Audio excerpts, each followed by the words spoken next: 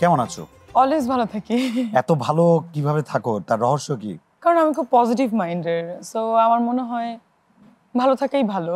এখন ধরো পজিটিভ থাকতে থাকতে অনেক সময় তো আমরা করোনা পজিটিভ হয়ে যায়, না এইচআইভিতে না যাই, ডেঙ্গু পজিটিভ হয়। ঈদ কেমন কাটছে? ঈদের দিন কি করলে আমাদের দর্শকদের একটু জানাও। খুব ভালো কাটছে, ঈদের লুকস নিয়ে চলে আসলাম, সো এই তো। এটা তোমার ঈদের কততম জামা বলো? অনেকতম। অনেকতম। হ্যাঁ, মনে হচ্ছে যে আজকে এখানে এটা পরা উচিত, এই জন্য পরলাম। অনেকগুলো ড্রেস পেয়েছি, অনেক gift। আচ্ছা, যতটা কেনো তার চেয়ে বেশি পাও নাকি যতটা Gift। পাও তার চেয়ে বেশি আমি কেনো? কিনি কম। আচ্ছা। আমি কিনি যদি শুটিং থাকে, মানে সিনেমার বা এরকম, তখন। আর এমনি সময় গিফটেই এখনো পরে আছে কত জামা। আমার যারা স্টাফ আছে তারা বলে, ম্যাডাম এই জামাগুলো তো না পড়তে পড়তে শহীদ হয়ে যাচ্ছে, কবে পড়বেন?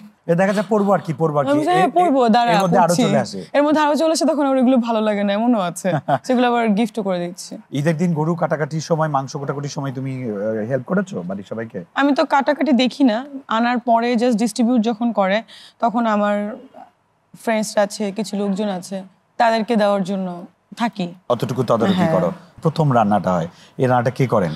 আম্মু করে। আম্মুই আর করে। এমনি তো বাসায় কুক আছে দুইজন, অলওয়েজই থাকে আমার বাসায়। আমার মাদার খুব কমই রান্না করে, জন্মের পর থেকেই দেখে আসছি কুকরাই করে। বুয়া বা কুকরাই তারপর রান্না স্পেশাল করে। ডেতে হয়তো ওরা সব প্রিপেয়ার করে দেয়, আন্টি রান্না করেন। আম্মু সব করে না, টুকটাক করে, যেগুলো আমি আমার ফেভারিট। যেমন? আমার যেমন সেমাই খাই, আমি সারা জীবন কোনো কিছু না খেলেও সেমাইটা পছন্দ, দুধ সেমাই, পায়েস, এগুলো সে করবেই।